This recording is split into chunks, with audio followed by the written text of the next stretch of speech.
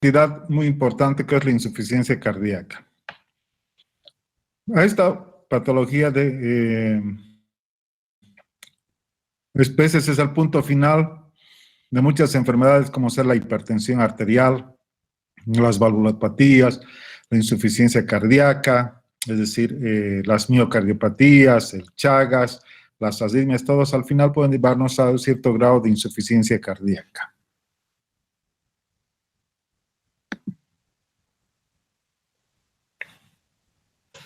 Y podemos definir de la siguiente manera.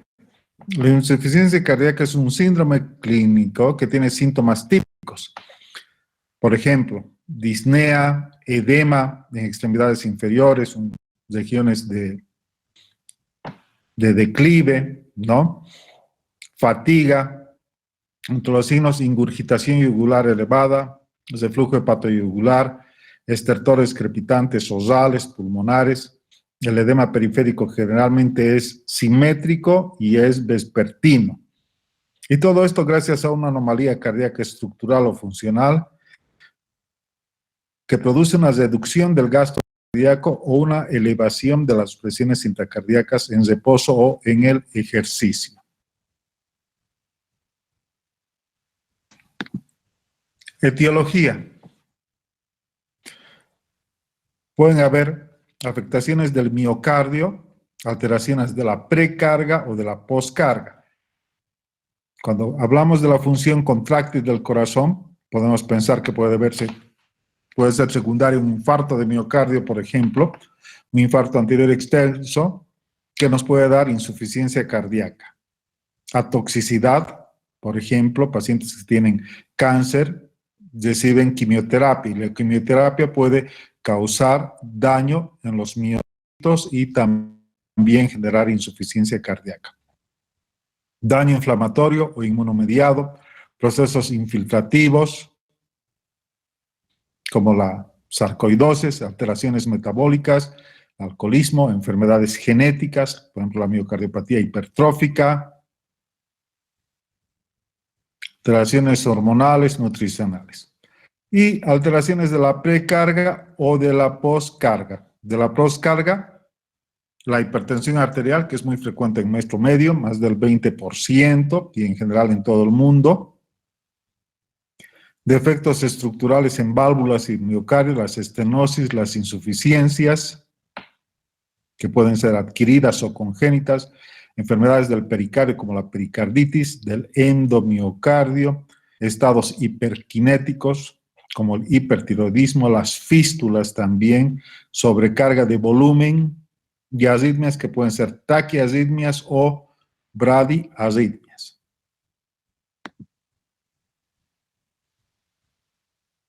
Sin duda, en el mundo las más frecuentes son la cardiopatía isquémica, la hipertensión arterial. También en nuestro medio, ambas están repuntando, quedando también como una causa importante, sobre todo en Cochabamba, el Chagas. Y después están las valvulopatías. Respecto a la prevalencia, en menores de 50 años es difícil encontrar pacientes con insuficiencia cardíaca, menor al 1%. Si las encontramos pueden ser secundarias a valvulopatías por fiebre reumática o a cardiopatías congénitas. Después de los 50 o 70 años puede llegar a un 5% y acá sí ingresa la hipertensión arterial y la cardiopatía isquémica. Pacientes mayores a 70 años también, secundaria hipertensión, cardiopatía isquémica, problemas degenerativos y la mortalidad puede ser alta si no se da un adecuado tratamiento. Ya están viendo acá en este gráfico cómo se va incrementando la prevalencia de la insuficiencia cardíaca con la edad. E incluso después de los 80 años, cerca de un 9% de la población puede tener insuficiencia cardíaca. Nuevamente para ver la prevalencia en diferentes continentes.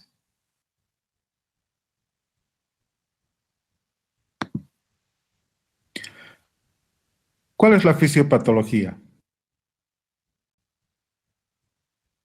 Existe una activación del sistema renina, angiotensina, aldosterona. ¿Dónde se produce la renina? Chicos,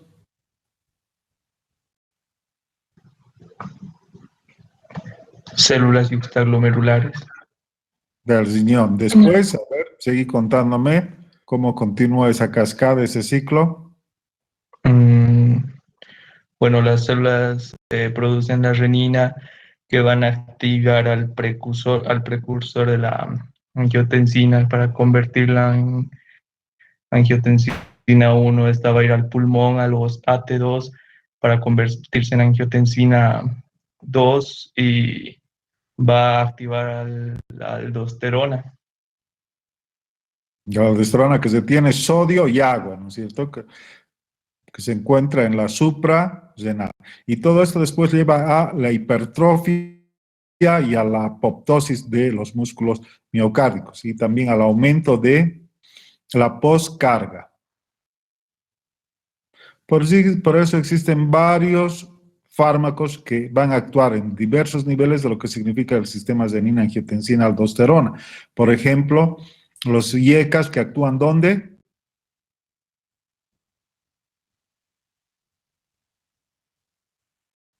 Evitan la conversión de la angiotensina 1 y la angiotensina 2. Los ARA, que actúan a nivel de los receptores de la angiotensina 2, ¿no es cierto? Y de estos medicamentos van a ser muy útiles en el manejo y el tratamiento de la insuficiencia cardíaca.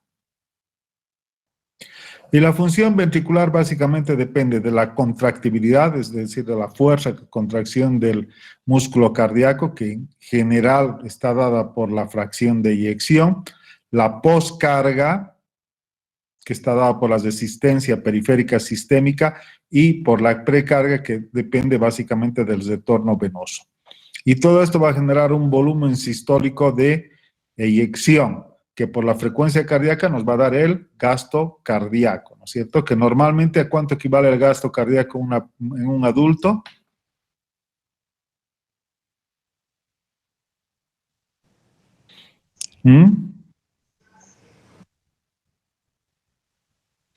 ¿Cuánto es el gasto cardíaco? 5 litros. 5 litros por minuto. ¿Por qué? Porque el volumen sistólico es alrededor de 70 o 75 y la frecuencia cardíaca también más o menos de 70. Entonces, si multiplicas, nos da el gasto cardíaco. ¿Y alguien sabe lo que es el índice cardíaco?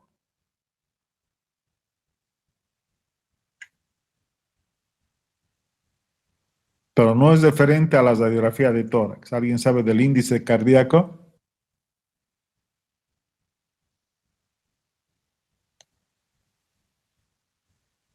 El índice cardíaco es el gasto cardíaco, pero por metro cuadrado de superficie corporal. Y existen muchas clasificaciones de insuficiencia cardíaca, ¿no? De acuerdo a los síntomas y cambios estructurales, la American Heart Association y la American College las clasifican en 4 estadios. Estadio A, que no tiene daño estructural o alteración funcional, sin signos o síntomas de insuficiencia cardíaca, pero en riesgo de desarrollar insuficiencia cardíaca por factores de riesgo para el desarrollo de cardiopatía estructural. Ejemplo, un hipertenso arterial esencial inicial o un diabético, por eso se consideran como factores de riesgo, tienen pero todavía no han ejercido un daño importante a nivel del corazón.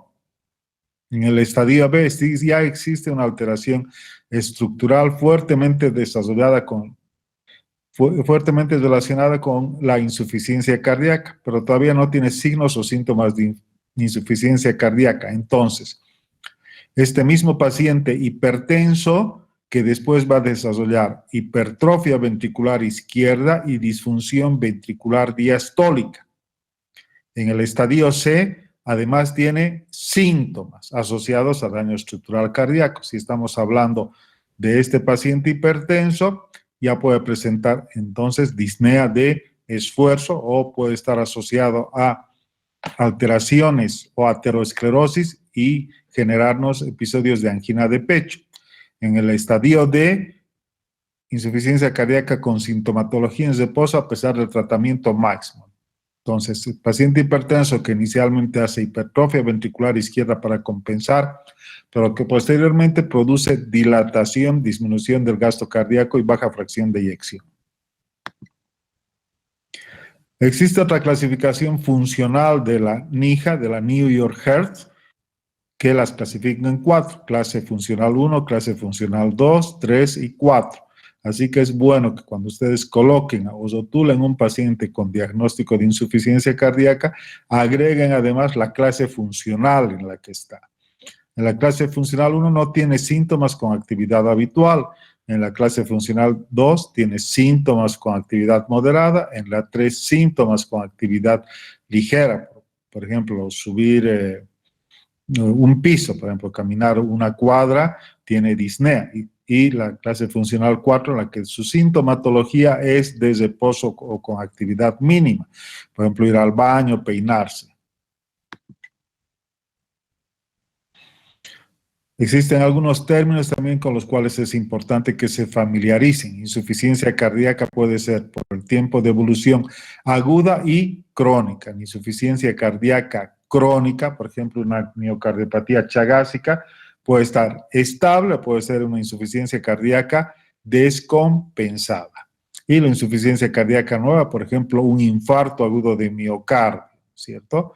Y hablamos también de insuficiencia cardíaca izquierda, por ejemplo, una estenosis aórtica, insuficiencia cardíaca derecha, una valvulopatía pulmonar e insuficiencia cardíaca global o congestiva. Y también cuando describimos un paciente con insuficiencia cardíaca y si hemos podido realizarle un ecocardiograma, es importante familiarizarnos con esta terminología respecto a la fracción de eyección del ventrículo izquierdo, es decir, la cantidad de sangre que puede al contraerse el corazón eyectar. Y tenemos 3. Una es la insuficiencia cardíaca con fracción de eyección preservada. Cuando tiene una fracción de eyección mayor al 50%.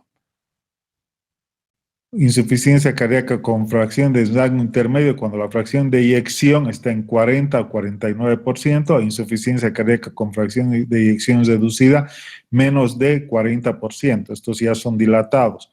Obviamente, esto va a depender del ecocardiograma y de la experiencia que tenga la persona que realiza el eco para poder ingresarlo en una de estas 3 categorías. Este es un corazón normal. Cuando existe, por ejemplo, una miocardiopatía, la pared del ventrículo se adelgaza, la contractibilidad disminuye y entonces existe una insuficiencia cardíaca sistólica. En cambio, por ejemplo, si es un hipertenso o tiene una estenosis aórtica, la pared del ventrículo izquierdo se pone más gruesa y existe una alteración en la compliance a la llegada de sangre al ventrículo izquierdo y eso se llama insuficiencia cardíaca diastólica. Y también el ecocardiograma es muy útil para indicarnos esto. Entonces, acá en este caso, el corazón está dilatado, seguramente va a tener una insuficiencia cardíaca con fracción de eyección reducida. Y acá una insuficiencia cardíaca con fracción de eyección conservada.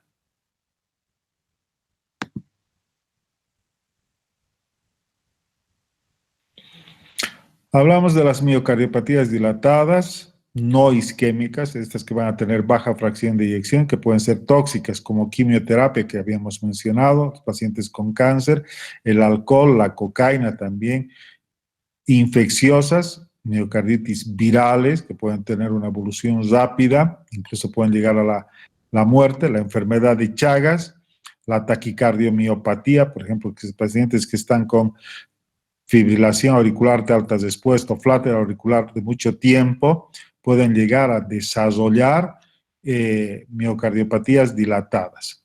Puede ser de origen familiar, periparto o idiopática, es decir, uno nunca llega a saber cuál ha sido la causa. Esto para las insuficiencias cardíacas con baja fracción de eyección no isquémicas. Y esto también es importante que sepan y que recuerden porque es el diagnóstico que podemos hacer de insuficiencia cardíaca, que es básicamente clínico. Y hace muchos años ya este señor Framingham nos dio sus criterios que pueden ser mayores y menores que les había comentado que son muy útiles. Entre los mayores tenemos la disnea paroxística nocturna, la ingurgitación yugular, los estertores crepitantes o los rales, la cardiomegalia, ¿no? Esto podemos observar en una radiografía de tórax posterior anterior, pacientes que se presentan con edema agudo de pulmón o con tercer ruido. ¿Qué es el tercer ruido, chicos?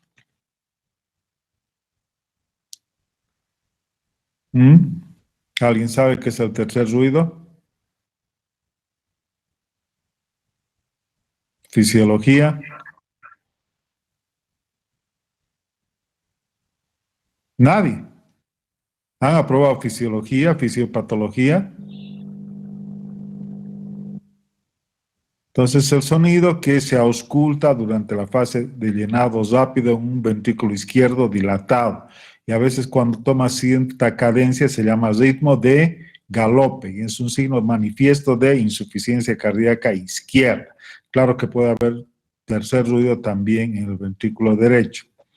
Aumento de la presión venosa, reflujo hepatoyugular es otro criterio mayor, pérdida de peso de más de 4.5 kilogramos con tratamiento, es decir, el paciente tiene retención de líquidos, le damos diuréticos y va disminuyendo de peso. Por eso es importante el control de líquidos en cualquier paciente con insuficiencia cardíaca y el control de peso.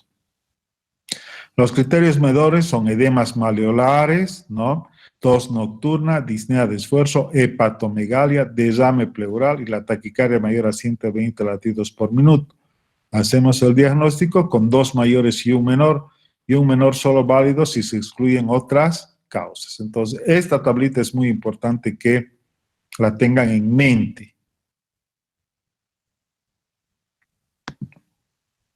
Acá estamos viendo la persona con signos típicos de insuficiencia cardíaca derecha, ingurgitación yugular, hepatomegalia, ascitis, edema periférico y en la radiografía, un corazón grande, cardiomegalia, congestión venosa, esta aurícula derecha muy aumentada de tamaño. En cambio, en la insuficiencia cardíaca izquierda no tenemos edemas, pero es una disnea marcada, ortopnea, y el paciente puede estar en edema agudo de pulmón. Por ejemplo, por un infarto agudo de miocardio. Existen causas precipitantes para la insuficiencia cardíaca, pueden ser cardíacas y extracardíacas. Cardíacas, por ejemplo, una nueva cardiopatía. El paciente hipertenso que después desarrolla aterosclerosis coronaria y un infarto. Arritmias. El chagásico que estaba en ritmo sinusal y que después desarrolla fibrilación auricular. Que el paciente había usado cierto tipo de fármacos inotrópicos negativos como el diltiazem, verapamil o los antiarrítmicos, antidepresivos, adriamicina, o que haya sufrido una embolia pulmonar, pueden llevarnos a insuficiencia cardíaca. Ya las más frecuentes, la fibrilación auricular rápida, los episodios de taquicardia ventricular que pueden descompensar a un paciente. Existen también causas extracardíacas. Lo más frecuente, tal vez en nuestro medio, es el abandono del tratamiento, ¿no es cierto? Por el costo, porque no pudo conseguir ficha en su seguro y dejó los diuréticos, los vasodilatadores o abandonó la dieta. Generalmente saben que ustedes, los pacientes con insuficiencia cardíaca, tienen que tener una dieta hiposódica. Si no cumplen, te sirven con sal, toman bebidas alcohólicas, pueden desarrollar nuevamente insuficiencia cardíaca. Estrés físico, una infección general, la anemia, enfermedades intercurrentes, ejemplo, una neumonía, Una intervención quirúrgica puede desencadenar insuficiencia cardíaca, fármacos que se tienen sal, esos viejitos que tienen artritis o artrosis que toman diclofenaco, por ejemplo. Hábitos tóxicos, seguir tomando bebidas, fumando, etc. ¿Cuáles son los mecanismos compensadores en insuficiencia cardíaca? La ley de Frank-Starling, ¿no? ¿Qué dice la ley de Frank-Starling?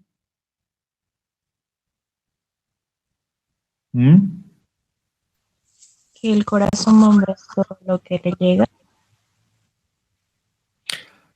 Sí, si aumenta el retorno venoso, el corazón es capaz de contraerse con mayor fuerza, ¿verdad? A mayor precarga, mayor fracción de eyección.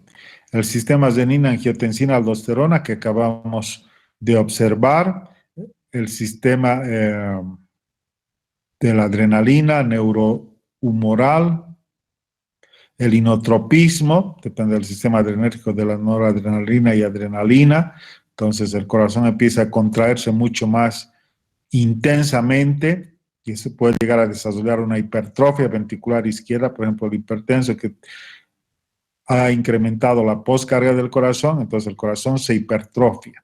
Y el aumento de la frecuencia cardíaca para mejorar el gasto cardíaco. Esos son mecanismos compensadores. Entonces, nuevamente, para recordar, el angiotensinógeno, ¿no? Fracción de la renina en angiotensina 1, acá hemos dicho que actúan los IECAS para impedir la conversión de angiotensina 1 y angiotensina 2, que es un potente vasopresor. Este estimula la aldosterona de las suprarrenales, ¿no? Y ¿qué hace el sistema renina-angiotensina-aldosterona en el plasma? Para producir taquicardias, arritmias, vasoconstricción, retiene sodio y agua. A nivel de los tejidos, hipertrofia, fibrosis, a nivel de los vasos, hipertrofia, fibrosis, hipertensión intraglomerular. Por eso tiene un efecto deleterio sobre el organismo. ¿Y de qué depende el pronóstico de la insuficiencia cardíaca?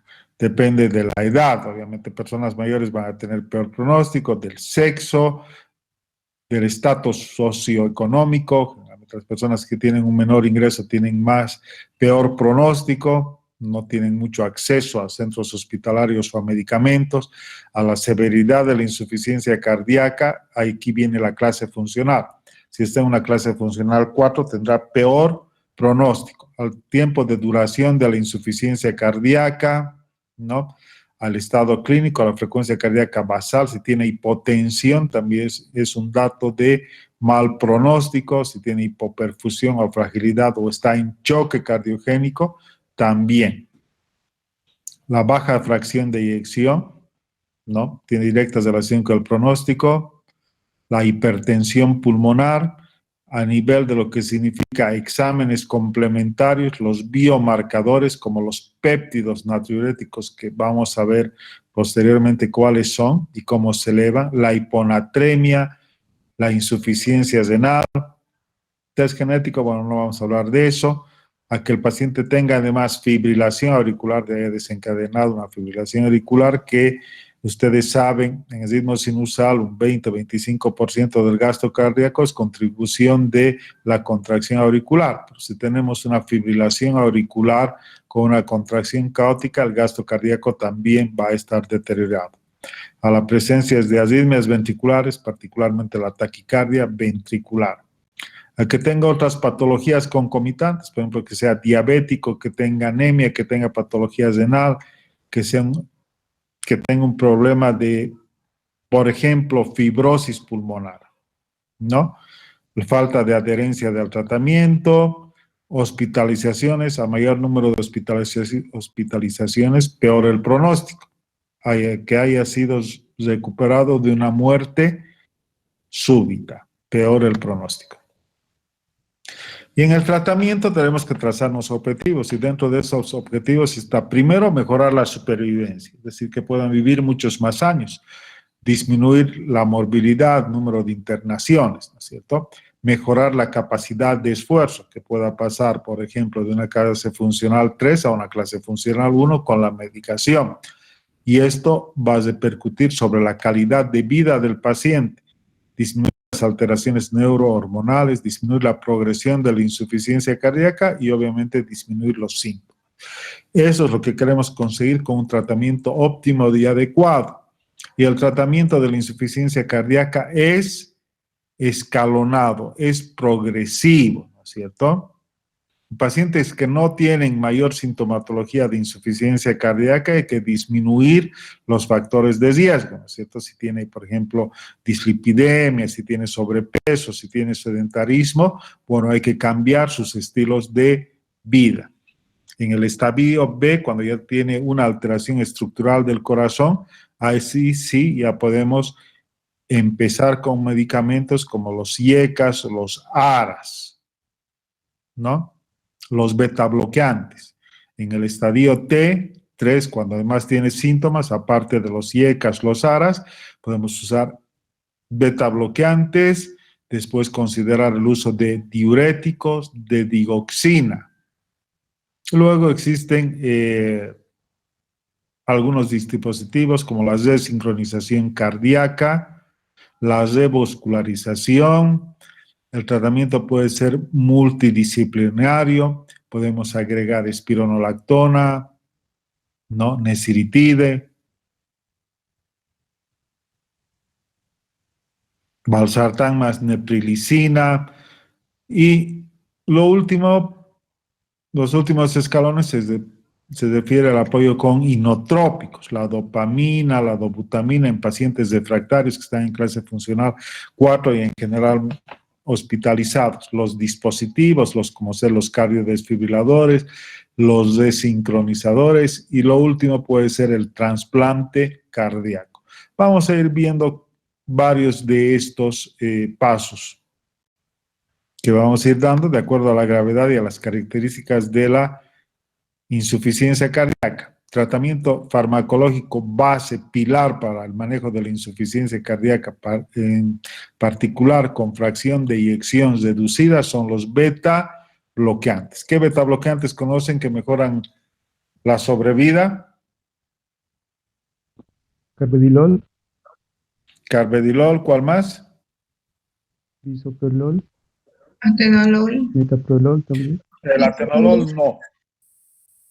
No. metaprolol. Bisoprolol, carvedilol, metoprolol. ¿No? Es como más importante. Los IECAS y los ARAS. ¿Qué IECAS conocen? Uno que se usa. Captopril, Enalapril. Captopril, enalapril y sinopril. ¿Qué ARAS conocen? Losartán, valsartán. Eso, exacto. También, antagonistas de los mineralocorticoides, la espironolactona, los ARNI, que ya vamos a ver cuáles son los ARNI, y otros que no mejoran la supervivencia, pero mejoran los síntomas, la ibabradina, los diuréticos y la digoxina, particularmente los diuréticos de asa. Lo que no debe usar son los antagonistas cálcicos, porque son inotrópicos negativos, no dihidropiridínicos como el verapamilo y el diltiazem.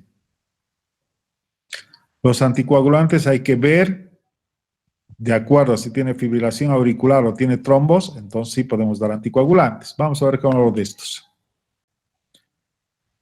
Los IECA y los ARA han sido uno de los primeros medicamentos que se han usado en la insuficiencia cardíaca para disminuir particularmente la precarga y la poscarga. Y lo que se ha visto una disminución importante y significativa en la mortalidad, incluso de un 27%, y acá están varios de los estudios donde se han hecho, ¿no?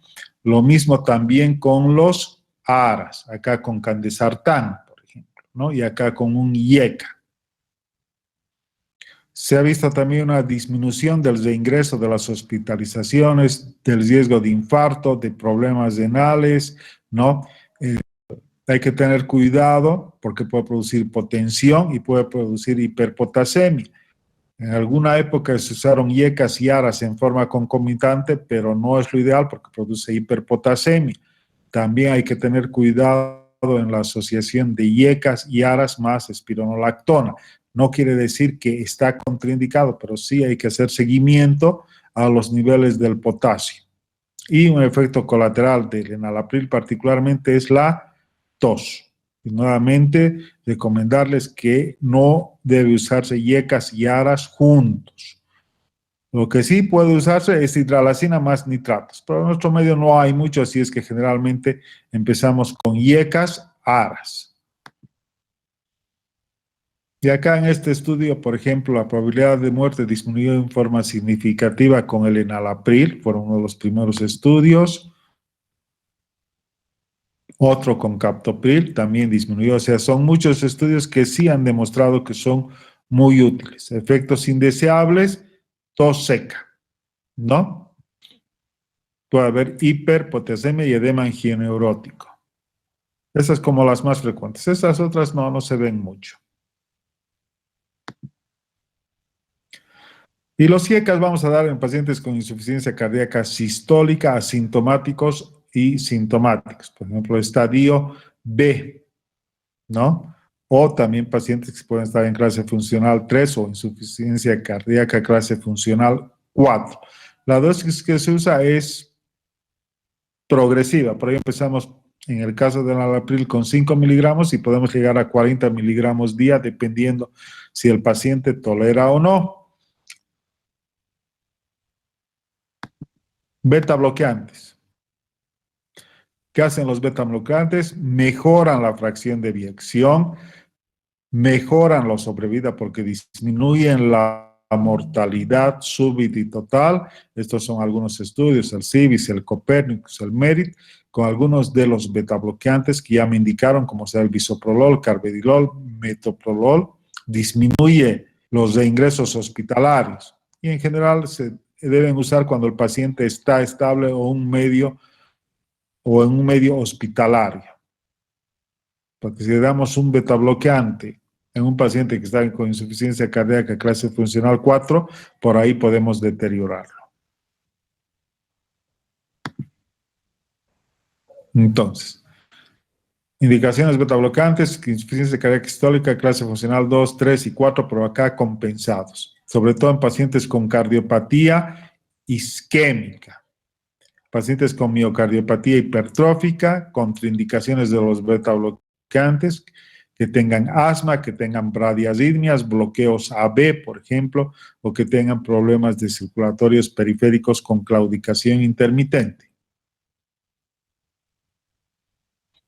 Y acá se ve una mejoría de la supervivencia, por ejemplo, en este estudio con carvedilol. Entramos a otro grupo de medicamentos, el cual son los diuréticos, ¿no? Los diuréticos pueden ser los diuréticos de asa, como ser la Furosemida. furosemida, que son muy útiles para depletar volumen en pacientes sobrecargados. Los diuréticos ahoggadores de potasio, que actúan a nivel del túbulo contorneado distal y colector, como por ejemplo la espironolactona. ¿Y cuál más conocen? Espleronona. Esplérenlo.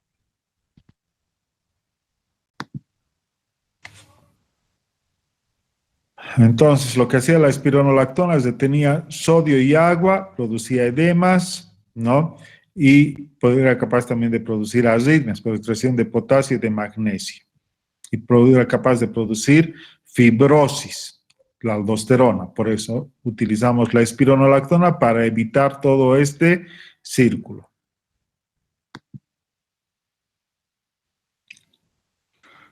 Y ha habido un estudio con espironolactona que se llama RALES. Ustedes saben que la espironolactona es un medicamento muy económico, entonces muy útil en nuestro medio. Y se ha visto una disminución incluso de la mortalidad de un 30% y desde ingreso de un 35% en pacientes con insuficiencia cardíaca con baja fracción de eyección, en este caso menos de 35%. Con la espleronona, lo propio, ¿no? Hay que tener cuidado con la hiperpotasemia, la insuficiencia renal y la ginecomastia. Entonces, utilizamos espironolactonas en pacientes con insuficiencia cardíaca funcional 3, 4 sintomáticos. A pesar de que les hemos dado IECAS, betabloqueantes, digital y pongamos furosemida, podemos darles además espironolactona. Hay que cuidar el potasio y en general que no tengan una insuficiencia renal importante.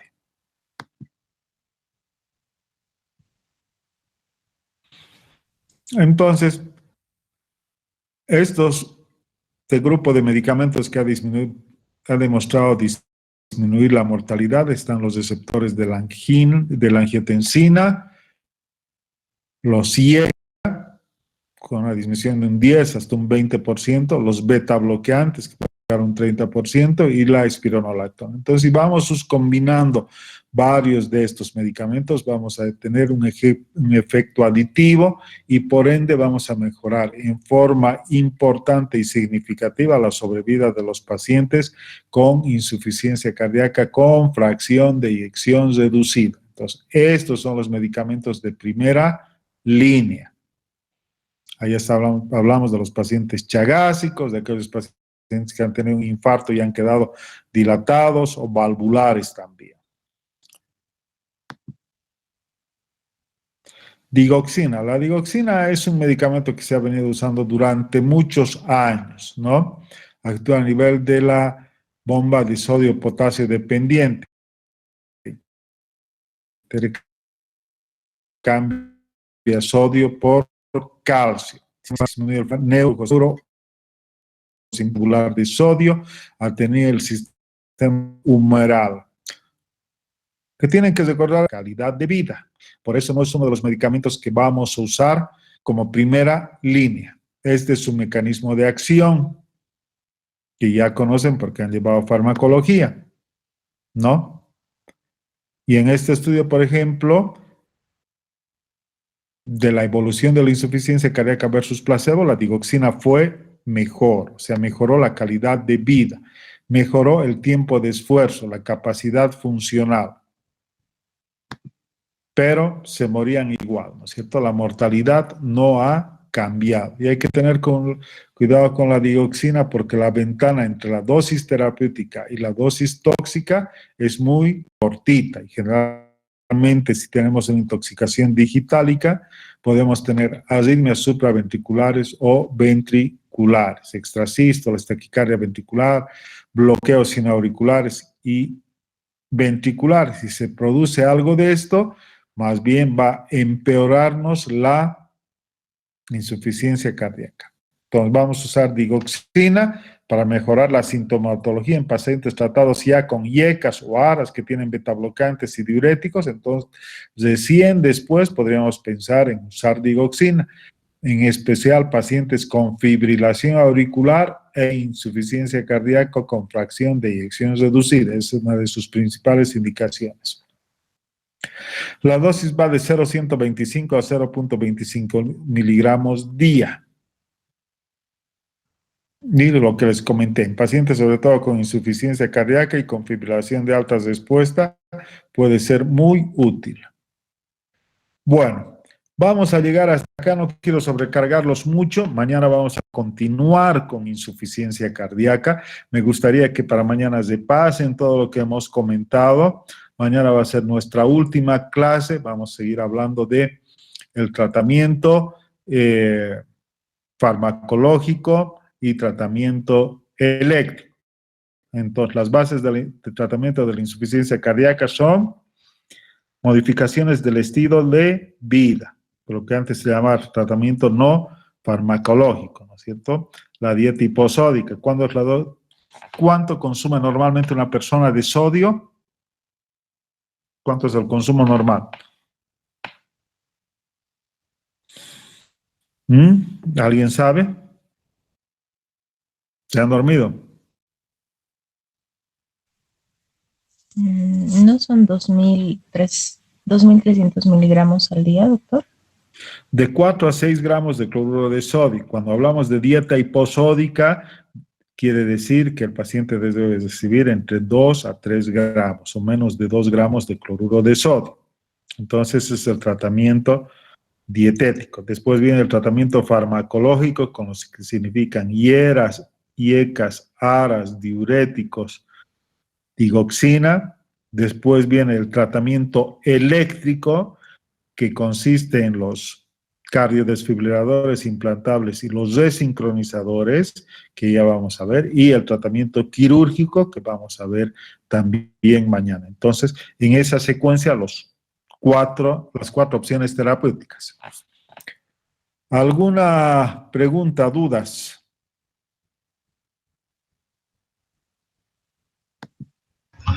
Doctor, para saber si es de bajo grado o fracción de eyección bajo o normal, ¿solamente se hace con el ecocardiograma o hay otras formas de saber eso? No, es una clasificación por el estudio de ecocardiografía, por eso decía que es dependiente del operador, ¿no? Obviamente, si nosotros tenemos un paciente chagásico con un corazón que en la radiografía se ve muy grande, con una cardiomegalia 4/4, ya vamos a pensar que tiene una insuficiencia cardíaca con fracción de eyección reducida.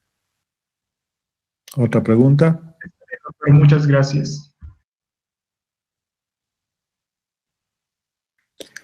Bien, si no hay más preguntas, mañana a las 19:30 me envían también